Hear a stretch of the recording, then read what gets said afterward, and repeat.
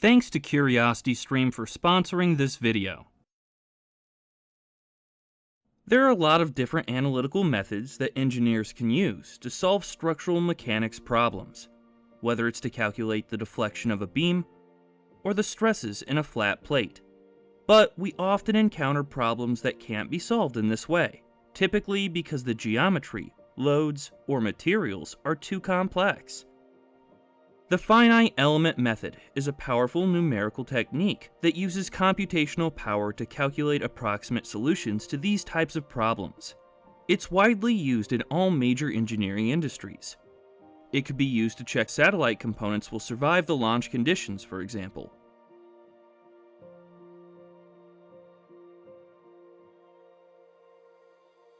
Or to optimize the design of automotive components, like the lower control arm of this car's suspension system. Finite element analysis software can be used to analyze a wide range of solid mechanics problems, including static, dynamic, buckling, and modal analyses, but it can also be used for fluid flow, heat transfer, and electromagnetic problems. For this introduction to the finite element method, we'll focus on how it applies to static linear elastic stress analysis. Imagine we want to analyze the brackets supporting this air conditioning unit. The goal of a static stress analysis would typically be to calculate the stresses, strains, and displacements within the bracket. These unknowns are called field variables. Internal stresses develop within a body in such a way as to maintain equilibrium over any volume of the body, so we can apply the concept of equilibrium to calculate the field variables. This is easy to do for a simple beam. We can use equilibrium to calculate the bending moment and shear force along it, and from there, we calculate the normal and shear stresses in the beam. But enforcing equilibrium over a two-dimensional shape like this bracket is difficult, and it becomes even more complicated for a three-dimensional body. The finite element method approaches this problem by splitting the body into a number of small elements that are connected together at nodes. This process is called discretization, and the collection of nodes and elements is called the mesh. Discretization is useful because the equilibrium requirement now only needs to be satisfied over a finite number of discrete elements, instead of continuously over the entire body. Several different element shapes can be used. We've used triangular surface elements to model this bracket. Surface elements are two-dimensional elements that are typically used to model thin surfaces. They can be triangular or quadrilateral. Triangular elements are good for modeling awkward shapes, although quadrilateral elements tend to perform better. Solid elements are used for three-dimensional bodies. And then we have line elements. Choosing the right element for your model will depend on the specific scenario being analyzed, and requires some expertise. In the case of our bracket, we could have used solid elements, or even line elements, depending on how much we wanted to simplify the problem. Even for elements of the same shape, there are hundreds of different types to choose from that each have different formulations and introduce different levels of approximation. A line element can be a bar, for example, that only carries axial loads, or a beam that can carry axial, bending, shear, and torsional loads. We can model the bracket using plane stress surface elements, because the bracket is thin and the loading is all in the same plane, but that's only one of many surface element types. These are all first-order elements, but we can also use second-order elements which have additional mid-side nodes and are more accurate. For stress analysis problems, the fundamental variable we want to calculate is the displacement at each node. If we know how a body displaces when loads are applied, we'll easily be able to calculate secondary outputs like stress and strain. For each element, we can define a vector u that contains all of the possible displacements for the nodes of the element, including rotations. If we're analyzing a two-dimensional case with beam elements, each node can translate along the x and y axes, and it can rotate about the z-axis, so the vector u will look like this. Each of these displacements is called a degree of freedom. For the beam element, we have 3 degrees of freedom per node, or 6 in total. For a 3D case, that increases to 6 degrees of freedom per node. A shell element node also has 3 degrees of freedom in 2 dimensions, but since the element has 4 nodes, it has 12 degrees of freedom in total. The nodes of a solid element only have 3 translational degrees of freedom. The nodes aren't allowed to rotate, and instead, rotation of the element is captured by translation of the nodes. So how can we calculate all of the displacements at every node in our mesh? For a spring, the relationship between force and displacement is defined by Hooke's law. The spring stiffness K determines how far the spring will displace for a given force. In the same way, we can think of the elements of our mesh as having a certain amount of stiffness that resists deformation. In this equation, F is a vector of the nodal forces and moments, U is the vector of the nodal displacements, and K is the stiffness matrix of the element. A 2D beam element has 6 degrees of freedom, so the displacement vector looks like this. And the force vector and the stiffness matrix will look like this. The element stiffness matrix defines how much each node in the element will displace for a set of forces and moments applied to the nodes, and so is the key to solving the displacements at every node of our mesh. It's a square matrix. The number of rows and the number of columns are equal to the number of degrees of freedom of the element. We can figure out what the terms of the stiffness matrix are by enforcing equilibrium. We'll come back to this later on in the video. But for a 2D beam, the matrix looks like this. We can think of this equation as a system of linear equations that we can solve to obtain the displacements at the nodes of our mesh.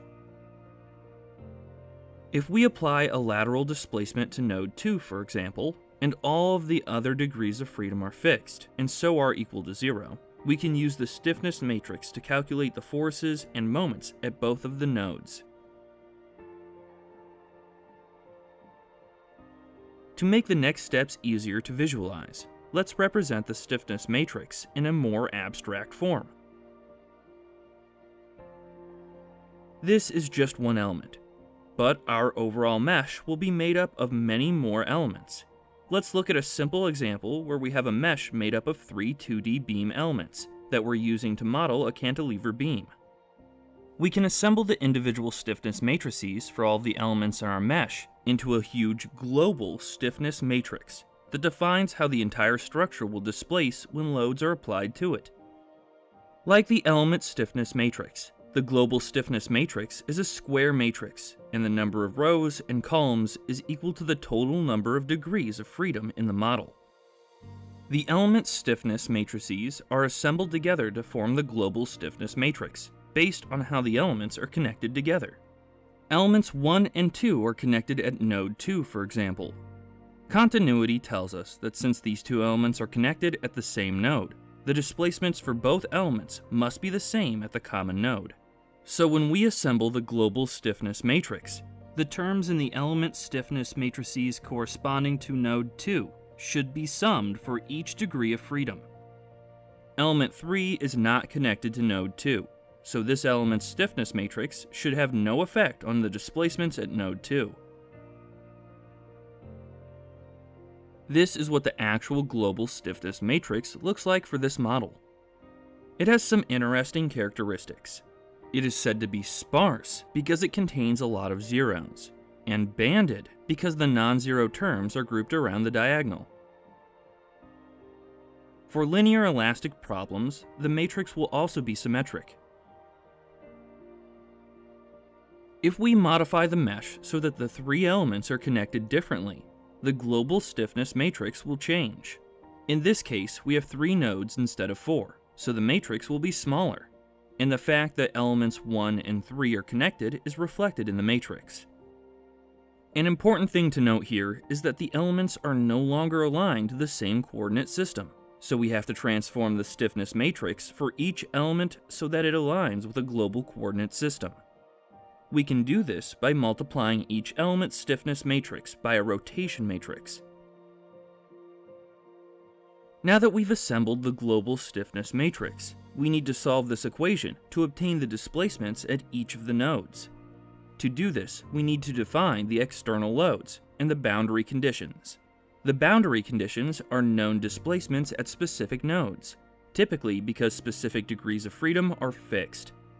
In this model, vertical and horizontal translations are fixed at node 1, and vertical translations are fixed at node 2, so the displacement vector looks like this. And the force vector will look like this. It includes the applied force and the reaction forces at the supports. Now we can solve the equation. We could do this by inverting the global stiffness matrix and solving the displacements from there. But in practice, inverting the matrix isn't very efficient, particularly because it's a sparse matrix. Commercial solvers mostly use methods that involve iteratively approximating the displacement vector, like the conjugate gradient method. Once we've solved the nodal displacements, we can calculate the strains and then stresses throughout the mesh. A typical finite element mesh could easily have 100,000 degrees of freedom, which would be impossible to solve by hand, and so applying the finite element method to anything more complicated than a very basic model requires the use of appropriate software. Now that we have an overall understanding of the finite element method, let's return to the element stiffness matrix to see how it's derived. The matrix shown here is for a 2D beam element, but it will look very different for different element types. Several different methods can be used to derive these stiffness matrices, and they are all fundamentally based on the concept of equilibrium. The direct method derives the stiffness matrix directly from the equilibrium equations that govern the behavior of the element. The lateral deflection of a beam is governed by this equation, for example, so we can solve the equation to obtain the stiffness matrix for a beam element. These governing equations are usually differential equations. The differential equations and associated boundary conditions are what we call the strong form of the equilibrium problem. But it's only really possible to solve the strong form for simple elements. For more general cases, we can use weak forms that describe the differential equations in integral form, instead of solving the differential equations directly. These give approximate solutions to the equilibrium equations, but are easier to solve. The first of the weak form methods is based on variational principles. One such principle commonly used for structural mechanics problems is the principle of minimum potential energy. It states that the displacement configuration that satisfies equilibrium conditions is the one that minimizes the total potential energy, where the potential energy is the sum of the strain energy and the potential energy of the external loads. By applying a mathematical technique called the calculus of variations to minimize the total potential energy, we can obtain an approximate solution to the equilibrium equations. The other weak form method is the Galerkin method of weighted residuals. In this method, the function that satisfies the differential equation is approximated as the sum of a number of assumed trial functions that each have unknown coefficients.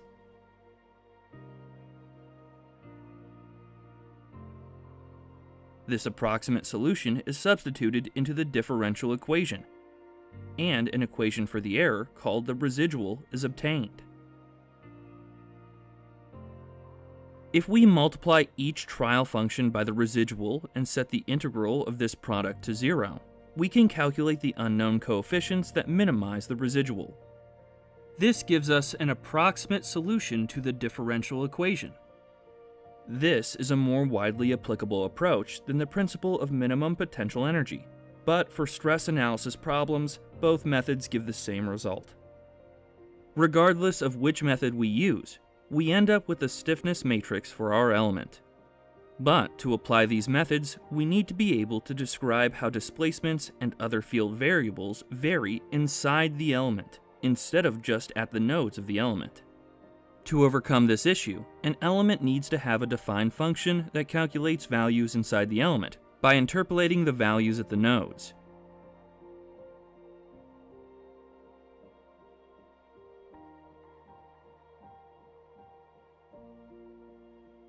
The shape function is just an assumption. It's usually chosen to be a polynomial, since they're relatively simple and sufficiently accurate. And with that, we've covered all of the key aspects of the finite element method. In summary, the first step in the finite element method is defining the problem, including the relevant material properties, loads, and boundary conditions. Next, the body being analyzed is split into a number of small elements connected at nodes, and the element types are chosen. Then, a stiffness matrix is defined for each element, using one of the three methods we covered earlier. The element stiffness matrices are then assembled into a global stiffness matrix based on element connectivity. This global stiffness matrix defines how the structure will respond to applied loads, and we can use it along with boundary conditions to solve for the displacement at each node in the structure. Once we have displacements, we can calculate stresses, strains, and other field variables of interest. Then all that's left to do is post-processing to obtain the desired results and validation of the model. A lot of the hard work, like calculating the element stiffness matrices, assembling the global stiffness matrix, and solving the model, is done by the software being used. But the engineer is responsible for making sure that the problem has been properly defined, that the mesh is suitable, and for interpreting and validating the results. I hope this video has helped you develop a better understanding of the fundamentals of the finite element method. If you're interested in learning more, you can check out the extended version of this video that's available now over on Nebula, where I spend a few more minutes covering the problem definition, discretization, post-processing, and validation steps. Nebula is a streaming service built by independent educational creators. It's a place where you can find extended versions of my videos, alongside amazing original content from other creators, like Mustard and Wendover, without any ads or sponsor messages. You can get access to Nebula for free when you sign up for CuriosityStream. CuriosityStream is the perfect streaming service for curious minds. It has thousands of high-quality documentaries to keep you entertained and learning, like Particle Fever, an incredible film that follows experimental and theoretical physicists during the first round of experiments at the Large Hadron Collider, the largest science experiment ever conducted, as they work to prove the existence of the Higgs boson particle. If you sign up to CuriosityStream using this link, you'll get a 26% discount on their annual plan, and you'll get access to Nebula for free, all for less than $15 a year. So to watch my bonus content on Nebula, and Particle Fever, and countless other documentaries on CuriosityStream, head over to curiositystream.com/efficientengineer, or click the link in the description. It's an amazing deal, and signing up is a great way to support this channel.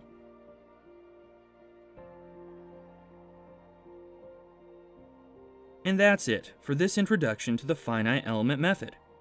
Thanks for watching.